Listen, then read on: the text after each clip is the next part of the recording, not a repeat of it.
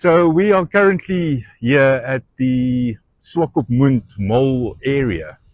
This is the famous Mole Beach, one of the probably Swakopmund's most famous beach tourist attraction. I mean, people come here, they sunbathe, they swim here, it gets packed on sunny days, whether it's summer or winter, it doesn't matter.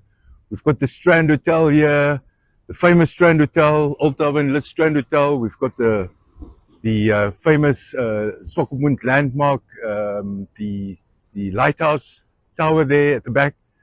And behind me, as you can see, is a series of colorful cubicles.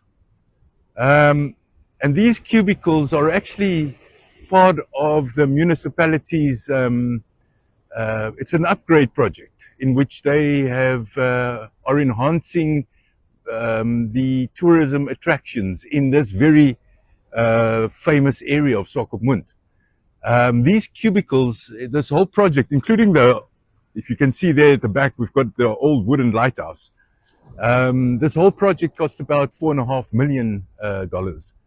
And the idea thereof is to create an opportunity for SMEs to showcase their arts and crafts, to store their arts and crafts. It's to upgrade the visitor experience, where people can sit on top of these cubicles. And then obviously in the tower, we've got a space for toilets.